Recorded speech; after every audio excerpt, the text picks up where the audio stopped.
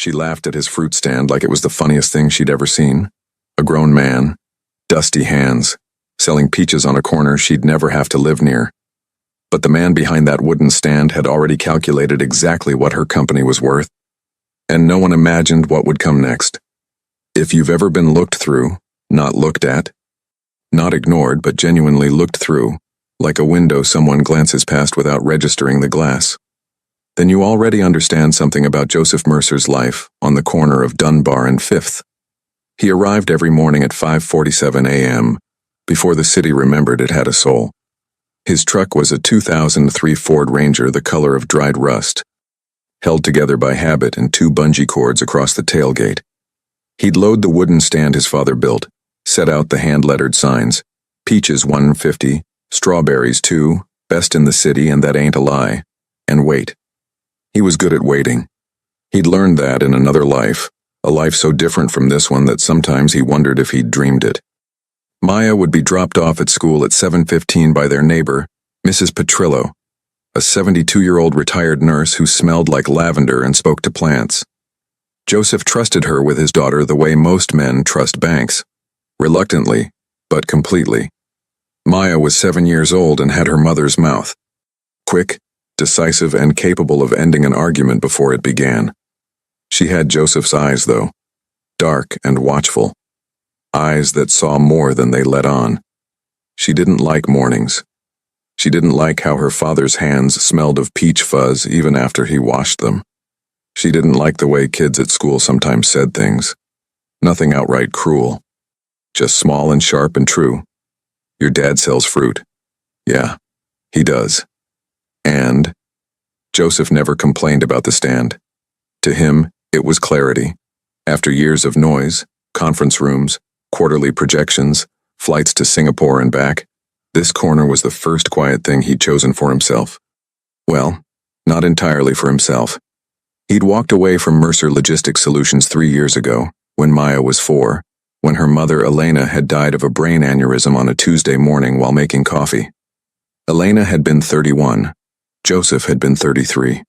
He remembered standing in their kitchen, their beautiful kitchen in the Eastfield house with the Italian tile and the gas range, and thinking, none of this means what I thought it meant. He sold the company 6 weeks later, not dissolved it, sold it quietly, to a holding group that didn't ask too many questions and paid a number with several zeros that Joseph put into a trust, a savings account, and a memory he tried not to visit too often. He kept enough to rent a 2-bedroom apartment on Dunbar Street, buy the truck and build the stand. He kept enough to raise Maya without fear, if not with luxury. The luxury was gone. He didn't miss it.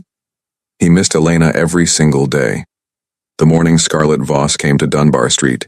It was the second Thursday in October, and the light had that particular amber quality that makes even ugly neighborhoods look like film stills. Joseph was restacking his peach pyramid, a task requiring more geometry than it appeared, when he heard heels on pavement, which was unusual for this block. Then laughter. It wasn't warm laughter. It was the kind that comes from the back of the throat, surprised out of someone by something they find absurd. He looked up without moving his hands. She was standing maybe 15 feet away, phone raised, taking a photo of his stand. Not a quiet photo. She was narrating to whoever was on the other end of a call. Voice carrying without shame. No, I'm serious, Marcus. There's a man out here selling peaches from what looks like a school project. Hold on. Another laugh. God, only in this neighborhood. She was beautiful in the way that expensive things are beautiful. Precise, maintained, built for impression.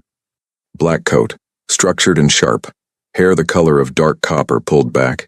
Heels that cost more than Joseph's monthly grocery budget. She was maybe 30, maybe 31. With the posture of someone who had never once questioned whether they belonged in a room. Joseph looked at her. He finished restacking the peaches. He did not speak. One of the other vendors, a man named Carl who sold handmade belts 2 stands down, glanced over with an expression that said, "You gonna say something?" Joseph gave him a small headshake. Carl shrugged and went back to his work. Scarlett lowered her phone. For a half-second she seemed to register that the man at the stand had heard her. Something flickered across her face. Not apology, not quite. More like the brief awareness that she'd been observed. Then it passed, and she walked on, heels clicking down the block toward whatever had brought her to a neighborhood she clearly didn't belong in. Joseph watched her go. Then he turned back to his peaches, adjusted the sign and calculated, without meaning to, without even deciding to, the square footage of the commercial property she'd just walked out of 3 blocks north. Estimated rent. Estimated revenue per square foot for retail in this corridor. The calculation took approximately 4 seconds. He shelved it the way he shelved all such calculations now. Not my life anymore, he told himself. He believed it almost. At 2:45, Maya appeared at the stand. Mrs. Petrillo always brought her on foot after school, a walk Maya allegedly tolerated. Today her expression was neutral in that particular way that meant something had happened. "How was school?" Joseph asked. "Fine." She picked up a strawberry, examined it, set it back. Lena Marsh said we were poor. Joseph kept his hands busy, weighing a bag of peaches for a customer. "What did you say back?" Maya considered. "I said my dad's peaches were the best in the city, and that wasn't a lie." The customer, a broad woman named Agnes who came every Thursday, let out a laugh and pressed an extra $1 into Joseph's hand. "Smart girl," she said. "She is," Joseph agreed. Maya didn't smile. She watched her father with those watchful eyes and said nothing more, but she stayed close to the stand for the rest of the afternoon, which was its own kind of answer. Joseph drove them home as the light died, Maya in the passenger seat with her backpack on her lap, both of them quiet in the way that families develop, a silence that isn't empty but layered, full of things that don't need saying yet. He didn't think about the woman in the black coat, or so he told himself, but he had noticed before she walked away the lanyard around her neck, the kind corporate people wear to industry events, and the logo on it small in gold, VSS Group. He knew that name. Most people in retail logistics knew that name.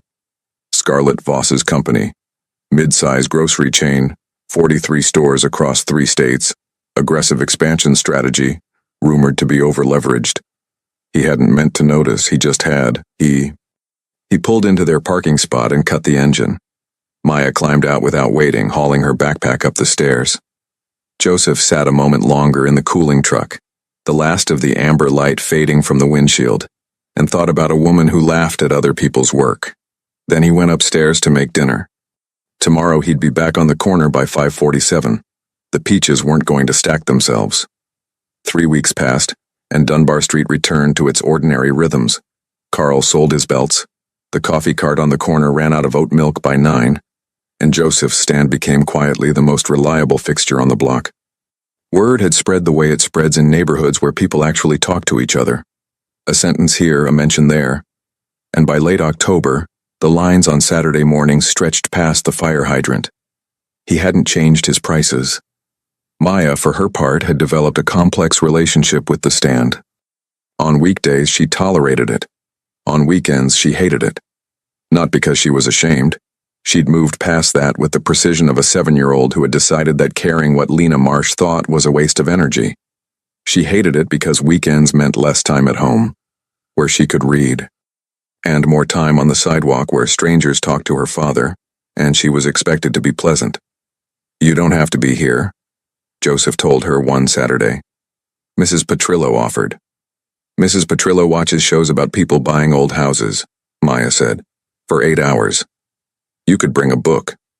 I brought a book. She held it up. A chapter book about a girl who discovers her grandmother is secretly a cartographer. She was already on chapter 11 of 14. "I've been here 2 hours." Joseph looked at her over the peach pyramid. "Fast reader." "I know." He almost smiled. He'd learned to almost smile at Maya's self-assessments, which were always accurate and never boastful. She simply reported facts about herself the way weather reports reported temperature. Factual, without drama. It had been Elena's quality too, that particular brand of unguarded honesty, and sometimes it landed in Joseph's chest like a key turning in a lock he'd forgotten was there. The woman appeared again on the first Saturday of November. No heels this time. Flat boots, dark jeans, a camel coat, hair down. She was alone, no phone call, and she was walking with the particular distraction of someone thinking very hard about something that wasn't the street in front of them. She almost walked past the stand entirely. Then she stopped. Joseph saw the moment she recognized him, a brief recalibration behind her eyes. He watched her weigh her options. The stand was busy. He was in the middle of making change for 2 customers. She could have walked on. Instead, she stepped to the back of the short line, hands in her coat pockets, and waited. Maya, seated on a stool behind the stand with her book, looked up. She assessed the woman, the coat, the boots, the distracted expression, and returned to her book without comment.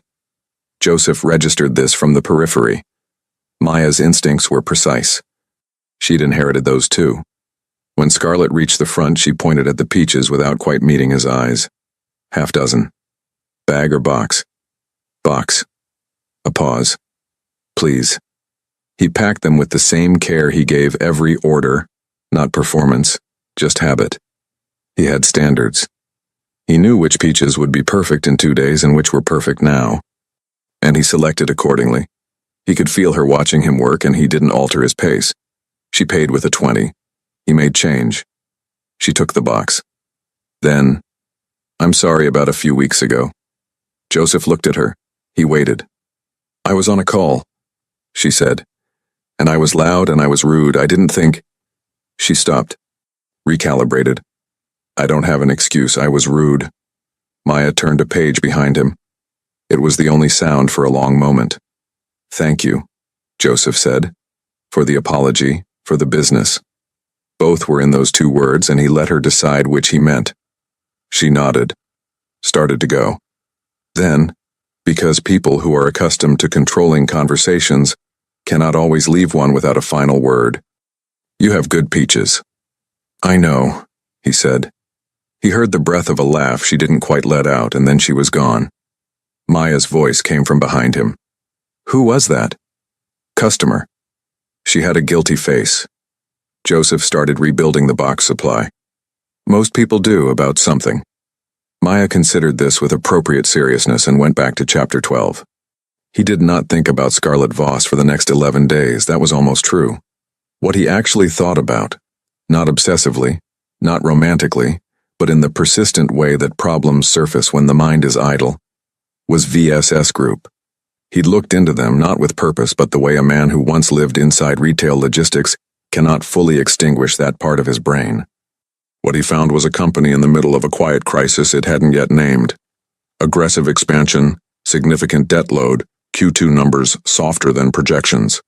The stores weren't failing, but the margins were thinning at exactly the wrong rate, and 2 new locations in development would add pressure before the existing portfolio had stabilized. It was the kind of structure that looked fine from the outside and felt unstable from within. He was not looking for a way back into that world. He had chosen this corner, this stand, this life, small and manageable and real in ways the other life had stopped being after Elena died. He sat on the VSS analysis the way a man sits on a lit match, telling himself it was already going out. On the 11th day, Scarlett walked past his stand without stopping. She was on her phone, voice low and tight with the particular tone of someone managing a situation they hadn't anticipated. She didn't look at him. He watched her pass, noted the tension in her shoulders, said nothing. That night, Maya pushed her pasta around her plate and said without preamble, Dad, do you ever miss doing something important? The question arrived sideways and hit direct center.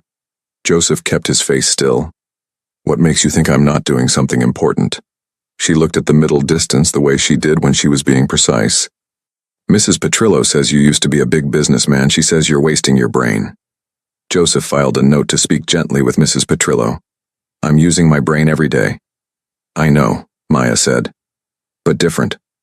She ate a forkful of pasta. I think you're sad sometimes when you think I'm not looking. He put down his fork. He looked at his daughter, this 7-year-old with her mother's directness and her father's careful eyes, and understood that she had been watching him the way he had been watching everything else. Quietly, without announcement, cataloging what she saw. I miss your mom, he said. That's real. That doesn't go away. Maya nodded. This was not news to her. She had understood her mother's absence in stages, the way children understand large things. First as a shape, then as a weight, then as a specific kind of quiet in certain rooms of the apartment. "But the stand makes you happy?" she asked. Not challenging, genuinely asking. "The stand makes me feel like myself," he said. "That's close enough." She seemed to accept this, filing it somewhere careful. Then, that woman came back. The one with the guilty face. I noticed. "She's pretty," Maya said with the flat observation of someone reporting weather. But she looked worried. Joseph said nothing. "I don't like her," Maya added with the same flat certainty.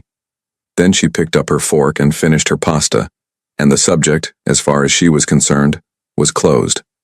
Joseph cleared the table. Outside, November had gone cold and sharp.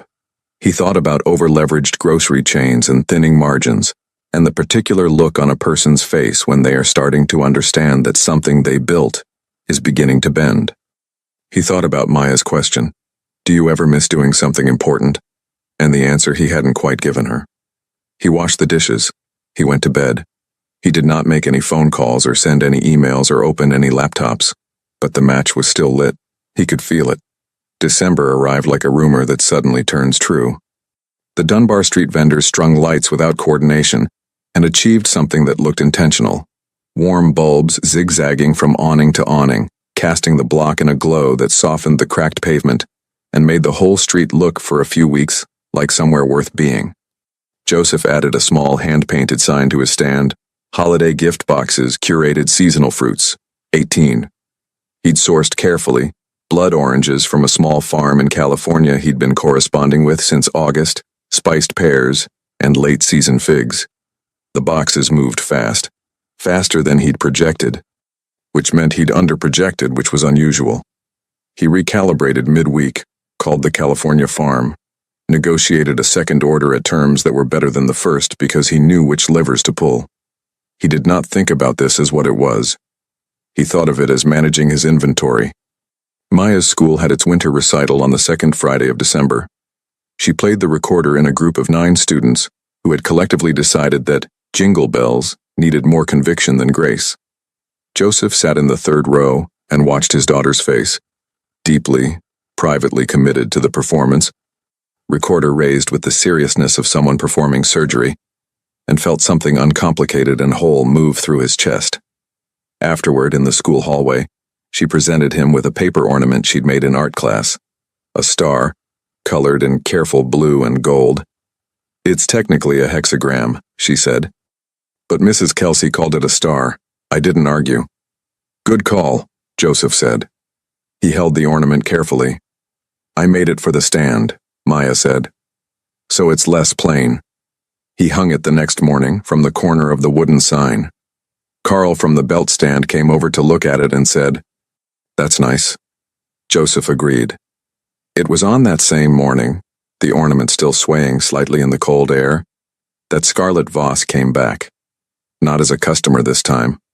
She came around the corner at 8:15, earlier than he'd seen her before, and she walked directly to the stand without hesitation, without pretending to browse.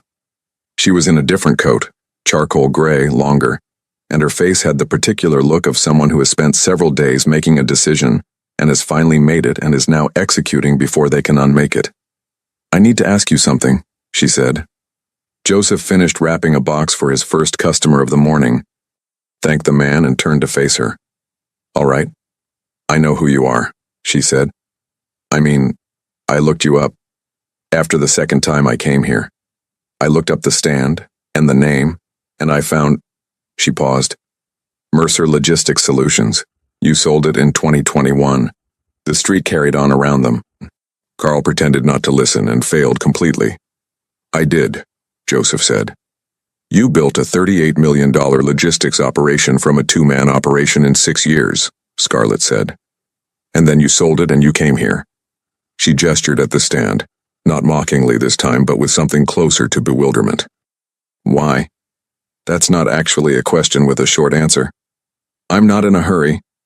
She said it like someone who was, in fact, very much in a hurry, but had decided to pretend otherwise. He looked at her. She held his gaze.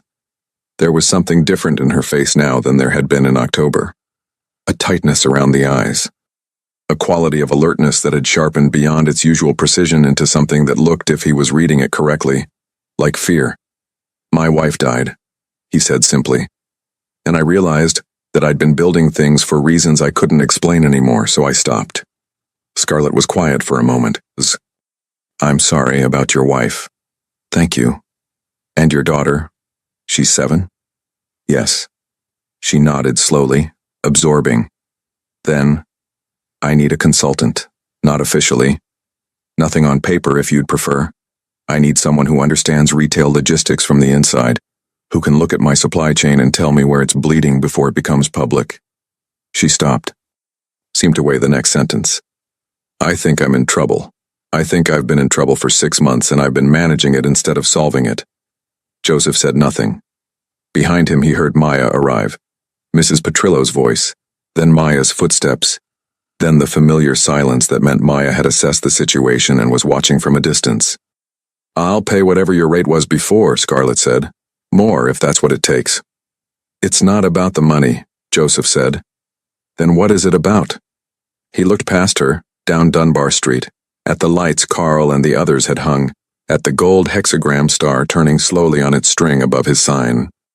He thought about the California farm, about recalibrating midweek, about the way a problem you've been sitting on doesn't actually go out. It just burns lower, and waits. "I'll look at what you have," he said. No commitment beyond that. The relief that moved across her face was fast and real, and she contained it quickly. But not quickly enough. "Thank you," she said. "Bring the financials, not the public ones, the internal variance reports, the supplier contracts, and the last 8 months of store-level margin data." She blinked. "How do you?" "Those are where the real story is," he said. "The public numbers just describe what already happened." She stared at him for a second longer than was comfortable.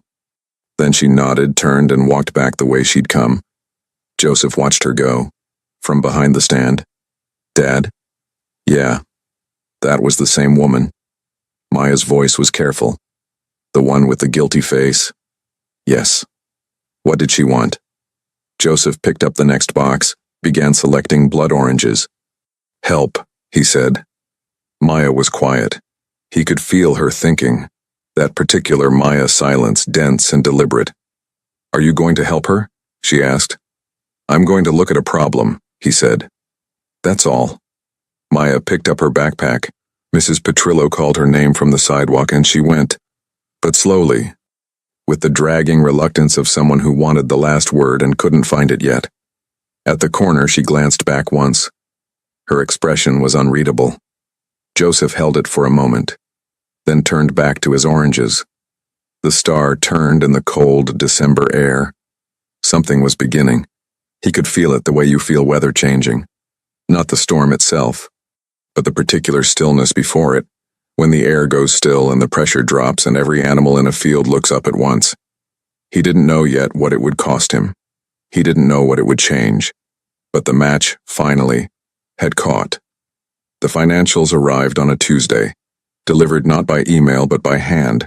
A sealed envelope slid under the door of Joseph's apartment at 7:20 in the morning, before Maya was awake. He stood in the hallway in his socks and looked at it for a long moment before picking it up. Inside, a USB drive, a handwritten note on VSS Group letterhead that said only, "Everything you asked for," the internal numbers. I didn't edit them. And a phone number he didn't have yet. He made coffee. He waited until Maya left with Mrs. Petrillo. Then he opened his laptop for the first time in 8 months. The data was worse than he'd estimated from the outside. Not catastrophically worse, not yet, but worse in the way that a hairline fracture is worse than a bruise. Less visible, more structural, and far more dangerous if you keep walking on it. VSS Group had expanded into 3 new markets in 18 months using a supply chain model that worked beautifully at 30 stores and was quietly collapsing at 43. The issue wasn't sales. Sales were adequate. The issue was the gap between what the stores were ordering and what was actually moving. A miscalibration in demand forecasting that was costing them margin at every level. Compounded by supplier contracts negotiated for volume they weren't hitting. Joseph worked through the morning without stopping. He didn't eat. He covered 3 legal pads in handwriting so small he'd need better light to read it later. By noon, he had a complete picture, the source of the problem, the timeline of how it had developed, and, this was the part that surprised even him, a clear path out, if it was caught within the next 60 to 90 days. After that, the fracture would reach the load-bearing structures. He called the number on the note. She picked up on the second ring. "How bad?" she said. No greeting. "Bad enough that you were right to worry," he said. "Not bad enough that it's unfixable, but the window is closing." A silence. He heard her exhale, not panic, but the particular release of someone who has been holding a breath for a very long time and has finally been given permission to let it out. "Can you fix it?" "I can show you how to fix it. Whether you can execute in time depends on your operations team and how much authority you're willing to exercise quickly. I have full authority. It's my company. Then we need to meet." They met 2 days later in a coffee shop on Clement Street, far enough from VSS Group's offices that no one would recognize either of them, close enough to the neighborhood that Joseph could get back for the afternoon stand. He arrived first, ordered black coffee, and spread his legal pad notes on the table. When Scarlett walked in and saw the legal pads, something shifted in her expression, a recalibration from the boardroom version of herself to something less defended. She sat across from him, ordered nothing, and said, "Walk me through it." He walked her through it. For 90 minutes he laid out the problem with the precision of someone who had built and operated logistics systems from the ground up. Not theory, not consulting language, but the actual mechanics of how a supply chain fails and what it looks like from inside each failure point. He watched her process it.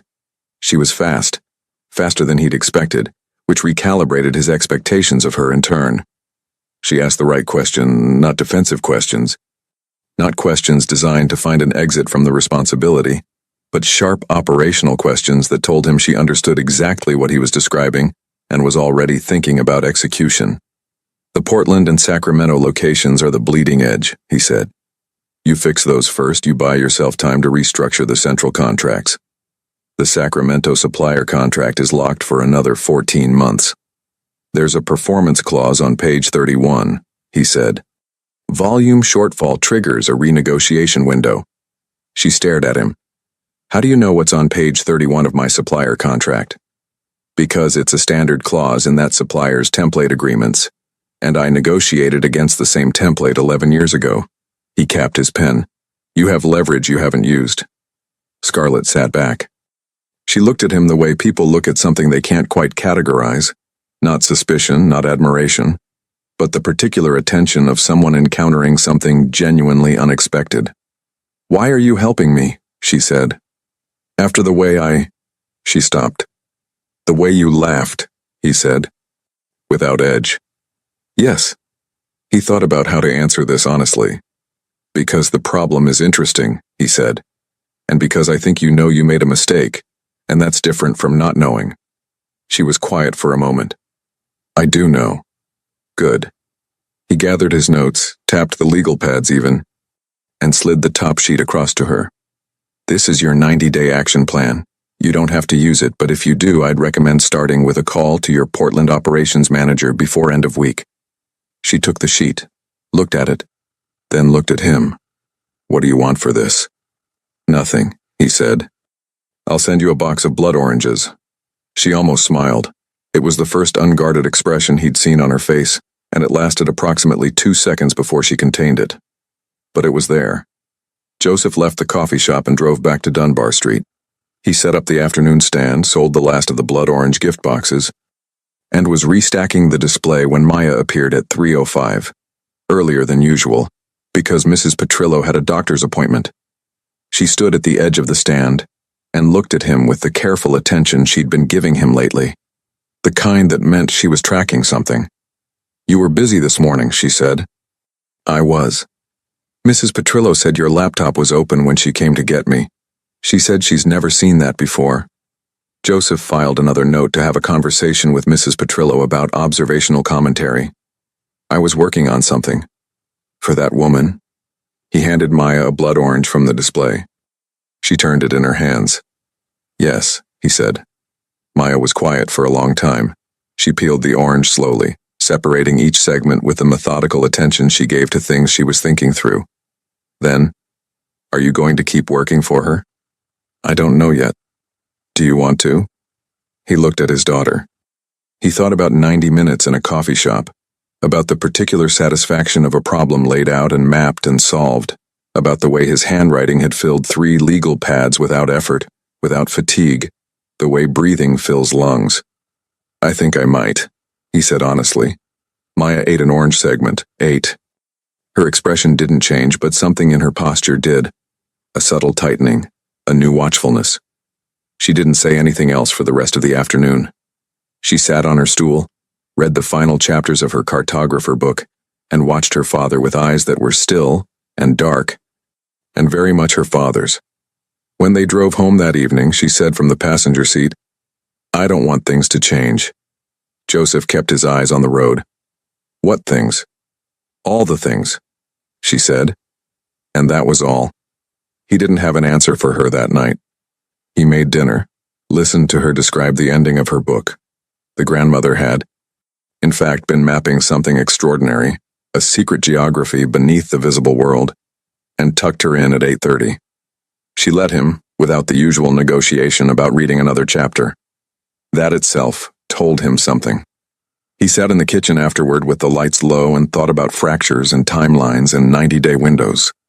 He thought about a woman who laughed at him in October and came back in November, and was now executing a supply chain restructure from a legal pad written in a coffee shop on Clement Street. He thought about the fact that he'd spent 4 hours doing what his brain did best, and had not thought once about how much it cost to source blood oranges from California. He thought about Maya saying, "I don't want things to change." He turned off the kitchen light. He went to bed. But sleep was a long time coming. January was brutal in the way San Francisco. January is brutal, not with snow, but with a gray, relentless chill that came off the bay and settled into everything. The lights Carl and the others had hung on Dunbar Street came down after New Year's, and the block returned to its unadorned self, real and undecorated and fine. Joseph had been working with Scarlett for 3 weeks, not officially, nothing on paper, as they'd agreed. But the calls had become daily, then twice daily, and what had started as a 90-day action plan had expanded into something more. A full restructuring of VSS Group's operational model, supplier by supplier, store by store, with Joseph running the analysis, and Scarlett executing with a speed and decisiveness that he had come to respect completely. She was good. That was the thing he hadn't fully accounted for. She was genuinely, technically good at what she did, beneath the polish and the posture and the corporate armor. She made decisions fast and owned them entirely, and when she was wrong, twice in the 3 weeks on projections he caught before they became commitments, she said so plainly and moved forward without drama. He respected that. What he hadn't anticipated was how much she came to the stand. Not for business. She had his phone number she could call. But 3 times in January, she came to Dunbar Street, bought something she didn't need, and stayed to talk. Not about VSS, about other things. Once about her father, who had built a small grocery in Sacramento and lost it when she was 12, which explained, Joseph thought, more about VSS Group than any financial document had. Once about Elena, he hadn't offered it, but she'd asked carefully, and he'd answered carefully, and it had been all right. Maya observed all of this from her stool. She did not speak to Scarlett. She did not acknowledge her beyond a flat, assessing look that Scarlett received each time with something between discomfort and a determination not to give up. She did not ask Joseph questions about these visits. She simply watched and filed and held her position. On the 3rd visit, Scarlett had brought a small paper bag from the bakery 2 blocks over. She set it on the corner of the stand without making it a thing. "Almond croissants," she said. "I got 3 in case," she glanced at Maya, "in case you wanted one." Maya looked at the bag. She looked at Scarlett. She said nothing and returned to her book. Scarlett's jaw tightened slightly. She did not push it. She took her croissant and talked to Joseph about a supplier call she had the following morning, and when she left, she didn't make a production of the bag still sitting there. After she was gone, Maya reached over. without looking up from her book, and took a croissant from the bag. She ate it in small, deliberate bites and did not comment on it. Joseph said nothing. He understood something had shifted, even if only by millimeters, and that the thing to do with millimeters was not remark on them. But the real fracture came in the third week of January. Joseph had been running the VSS numbers on a Saturday morning, laptop open on the kitchen table before Maya woke up, when he found it. Not a new problem.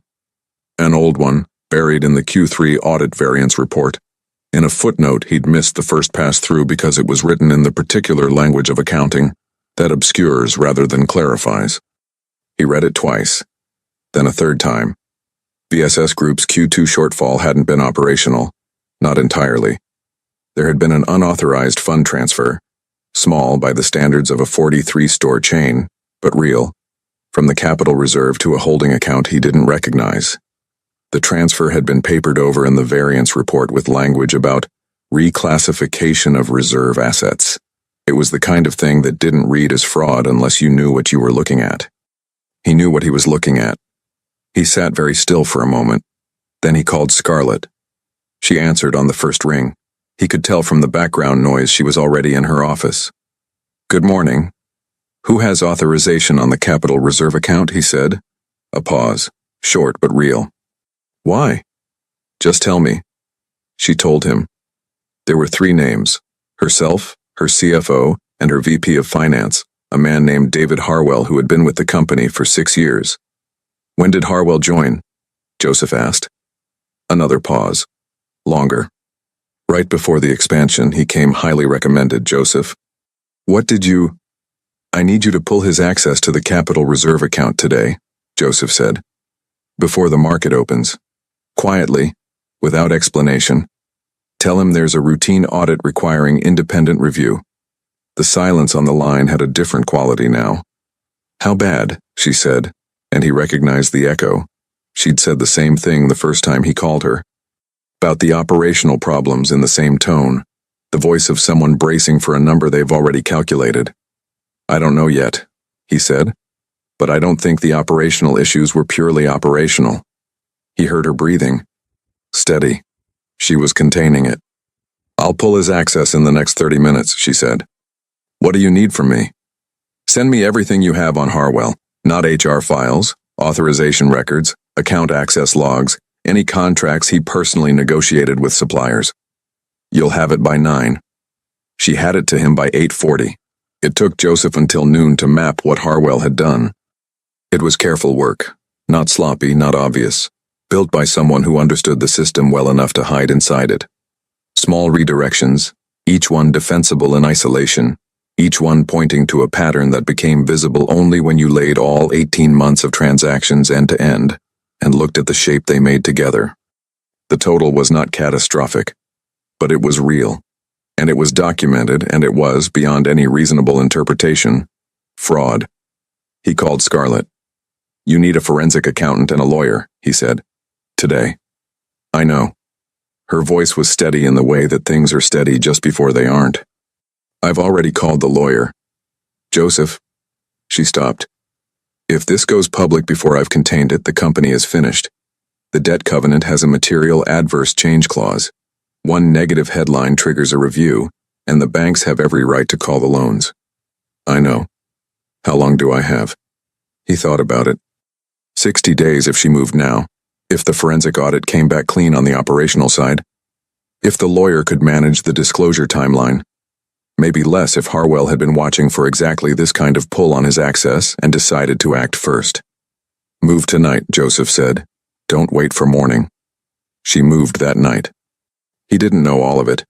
The calls she made, the doors she knocked on after business hours, the specific and difficult conversations she had with 2 board members by phone before midnight. He knew only the outline, because she called him at 11:47 p.m., and her voice had lost all its polish, all its management. And what was underneath was something much more human, exhausted and frightened and still working. "The lawyer is on it," she said. "Harwell's been placed on administrative leave. We're calling it a personal matter until the audit is complete." "Good. I don't know how to thank you," she said. "You built something real," he said. "It's worth protecting." A silence, Then, "You didn't have to do any of this. I laughed at your stand." He thought about the peach pyramid, the amber light in October, the logo on her lanyard, the 4 seconds it had taken him to calculate everything he needed to know. "You came back and apologized," he said. "That matters." She was quiet for a long moment. "Get some sleep," she finally said. "I'll call you tomorrow." He sat in the dark kitchen after the call ended, the apartment quiet, Maya asleep down the hall, the stand, the legal pads, the problem that had been too interesting to leave alone, the woman who had laughed at him and then trusted him with everything.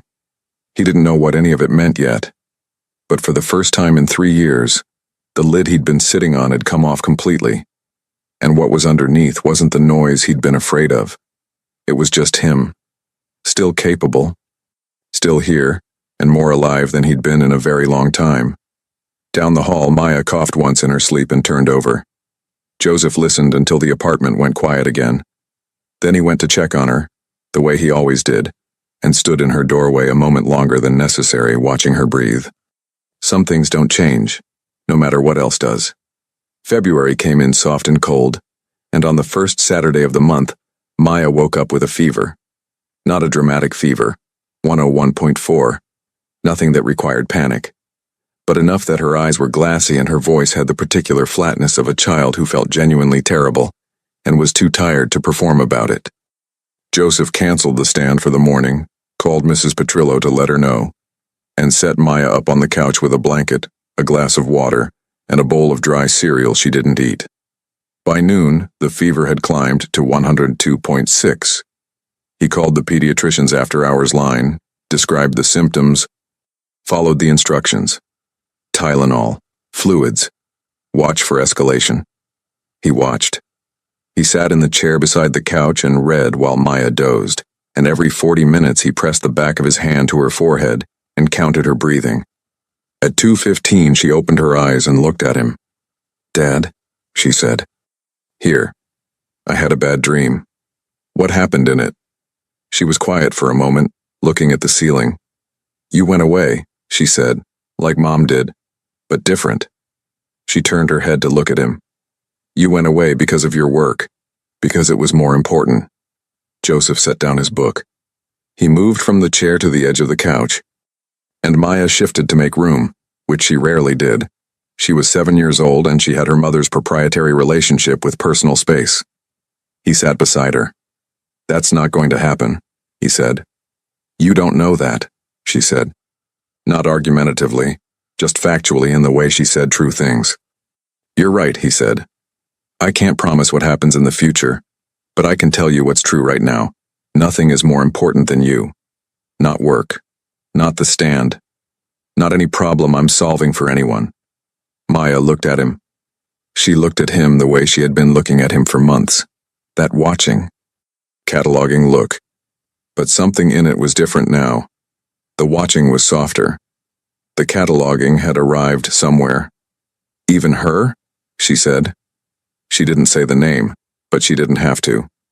Joseph considered. He thought about how to answer this honestly, the way he'd answered her questions since she was old enough to ask them, without condescension, without the evasions adults convince themselves are kindness. "Scarlett is someone I'm helping with work," he said. "She's becoming a friend. That's all I know right now." "She keeps coming to the stand," Maya said. "I know. I don't know if I like it." "I know that too."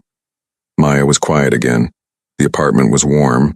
He'd turned up the heat, and outside the February light was flat and gray and the street was quiet for a Saturday.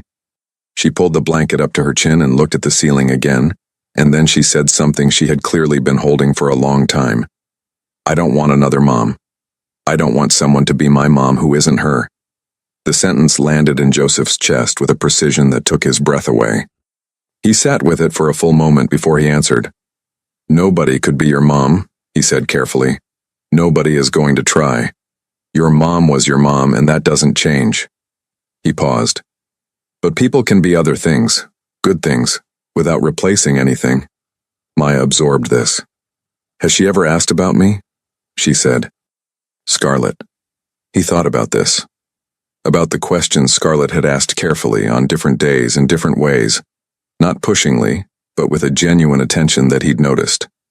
"Yes," he said. "She has." "What does she say?" "She says you seem like someone who doesn't miss much." The corner of Maya's mouth moved. Not quite a smile, but the architecture of one. She looked at the ceiling. "I don't," she confirmed. He almost laughed. He held it back. The fever was still present, her eyes were still glassy, and the moment was too delicate for adult amusement. But something had shifted in the room. He could feel it, the same way he'd felt the match catching in December. The same way he felt supply chains realigning when the right variable finally moved into place. "She brought croissants," Maya said after a long pause. "3 times. I noticed. The second ones were better. From the other bakery, not the first one." Joseph looked at his daughter. She was staring at the ceiling with the focused expression of someone rendering a judgment. "How do you know she changed bakeries?" he said. "Because the second croissants had more almond filling," Maya said. "Obviously." This time he did not hold the laugh back entirely. It came out short and quiet, and Maya's not quite smile arrived fully for a second and then retreated, and she closed her eyes. "I'm not saying I like her," she said from behind closed eyes. "I understand. I'm saying the croissants were better." Noted. She slept after that, for 2 hours, while Joseph sat beside her and read and pressed the back of his hand to her forehead at intervals. By 4 o'clock the fever had broken. By 5 she was sitting up and eating crackers and demanding to know if she could read in bed tonight with the good lamp, not the overhead. He said yes. He was in the kitchen making soup when his phone rang. "Scarlett, I wanted to update you," she said. "The forensic audit is complete. Harwell acted alone, the board confirmed this morning. We're filing a formal report on Monday. The banker call went better than expected. We have 30 days to present a restructuring plan, and they've agreed to hold the covenant review pending that presentation. That's good news. That's because of you," she said. "All of it." A pause. "How are you?" He looked down the hall, toward Maya's room, where he could hear the specific shuffling sound of a child settling into pillows with a book. "My daughter's been sick today. She's better now." "Oh, I'm sorry. Is she okay?" "She'll be fine." Fever broke. A beat. Then careful. "She doesn't like me very much." Joseph considered the almond croissant data he'd received approximately 40 minutes ago. "She pays attention to you," he said. "With Maya, that's a significant first step." Scarlett was quiet for a moment. When she spoke again, something in her voice was different, less managed, more direct. "I want to tell you something." "All right." "When I was standing at your stand that first day in October," she said, "I wasn't just being thoughtless, I was having one of the worst weeks of my year. The Q2 numbers had just come in and I already knew something was wrong, and I was pretending, to my board and my team and myself, that it wasn't. And I walked past your stand and I think—" She stopped. "I think I laughed because you looked like someone who had stopped pretending. And I didn't know how to do that yet." Joseph stood in his kitchen with the soup on low and listened. "I'm still figuring it out," she said. "Stopping pretending is harder than it looks," he said. "Is it easier now? For you?" He thought about Elena. He thought about the stand his father built. He thought about 3 legal pads filled in a coffee shop, and the 4 seconds it takes to calculate everything necessary about a company's health. He thought about a 7-year-old girl categorizing croissant quality from different bakeries as a mechanism for processing complicated feelings. "Some days," he said. "Yes." She asked if she could come to the stand on Monday. He said yes. She came on Monday and Tuesday and the following Saturday. And each time she came, she brought something from the better bakery, without drawing attention to it. Simply setting it on the corner of the stand and talking to Joseph about work and the weather and the neighborhood and other things. And each time, Maya watched from her stool with her book open in her lap. Tracking. On the 3rd Saturday of February, Scarlett arrived to find Maya alone at the stand. Joseph had gone around the corner to help Carl load a delivery, a 5-minute absence. Scarlett stopped at the stand and looked at the display, and Maya looked up from her book, and for a moment neither of them spoke. Then Scarlett said, "What are you reading?" Maya showed her the cover. A new book. Something about a girl who discovers her town has been built on a map that doesn't match the real world.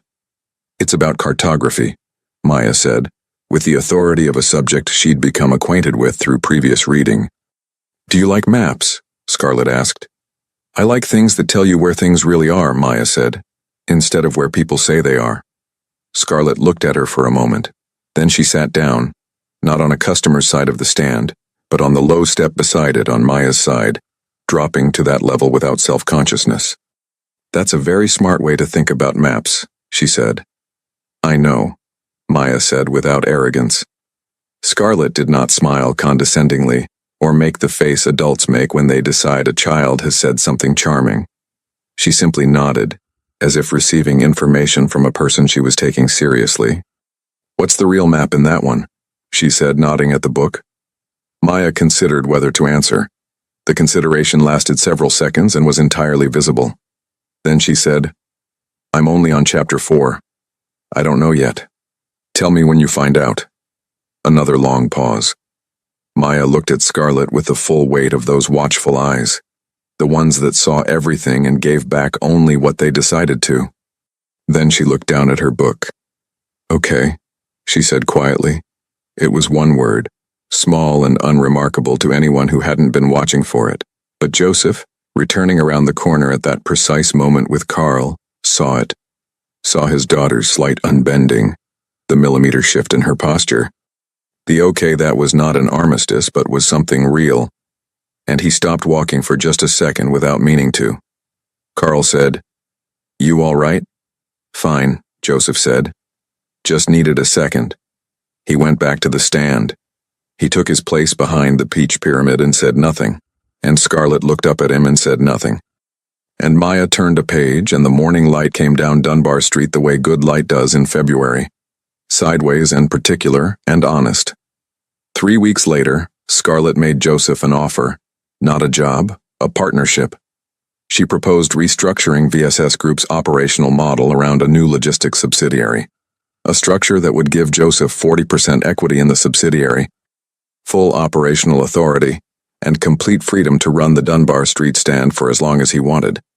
Because she had been paying enough attention by then to understand that the stand was not a hobby and not a consolation, but a choice, and that it mattered in ways she was only beginning to understand. He took 3 days to think about it. He talked to Maya. Not a consultation. She was 7 years old, and the decision was his. But a conversation, because she deserved to know what was happening and what it would and wouldn't change. He told her he was thinking about doing something with his work again. Something more. He told her the stand wasn't going anywhere, and neither was she, and neither was he. Maya listened. She turned her water glass in circles on the kitchen table. Is it because of her? She asked. It's because of me, he said. Because I have something to offer and it's time I offered it. Maya turned the glass. But she's part of it. Yes. Another revolution of the glass. Dad, she said. Yeah. She came back, even after you didn't make it easy. She kept coming back. Joseph looked at his daughter. He waited. I think, Maya said carefully, that might mean something. He let the sentence sit between them for a moment. Equal and open the way good sentences are. I think it might too, he said. Maya nodded. She picked up her water glass, drank from it, set it down. She looked at the table. Then quietly, with the particular deliberateness of someone making a decision they've been working toward for a long time, You can tell her I liked the croissants. Joseph looked at his daughter. This girl, 7 years old, her mother's mouth, his eyes, her own extraordinary and private heart. He looked at her for a long moment. I'll tell her, he said. He signed the partnership agreement on the last Friday of February. The VSS Group restructuring was announced on the following Monday, to a reaction that was, by any measure, positive. The restructuring plan was clean and credible, and the market responded accordingly. Harwell's situation was handled through proper channels, quietly, with the full weight of documentation Joseph had helped assemble.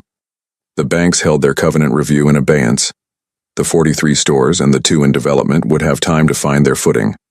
On the first Saturday of March, Scarlett came to the stand at 8:15, as she'd taken to doing. She brought 3 croissants from the Better Bakery. She set them on the corner of the stand without ceremony, and Joseph nodded and she took her place on the customer side. Maya was already there, book in lap, positioned on her stool. She looked at the croissant bag. She looked at Scarlett. "Chapter 12, she said. Scarlett blinked. "What?" "The real map," Maya said, with the patience of someone explaining something to an adult. It was in Chapter 12. The town was built on a floodplain. The original mapmaker knew it would flood eventually, so he made a second map, a true one, and hid it inside the first. You had to read both at the same time to see where things actually were. Scarlett was quiet for a moment. Her expression was open and unguarded in the way it had become. Around Maya over the past weeks, less managed, more present. "That's remarkable," she said. Not to be pleasant, because she meant it. Maya looked at her. "I thought you'd think so," she said. Then she took a croissant from the bag, opened her book to chapter 13 and began to read. Joseph arranged blood oranges in the morning light. Dunbar Street moved around them. Carl in his belts, the coffee cart. Agnes on her Thursday, she'd started coming Saturdays too. The ordinary and specific life of a block that knew how to keep going. The March air was cold and clean and the light was just starting to do something real. He thought about Elena. He thought about the kitchen where everything changed and the corner he'd chosen after. And the life he'd built on that corner that had turned out to be not a retreat at all, but a foundation. Something he'd had to go all the way down to before he could understand what he was building back up. He thought about a woman who had laughed at him in October and kept coming back.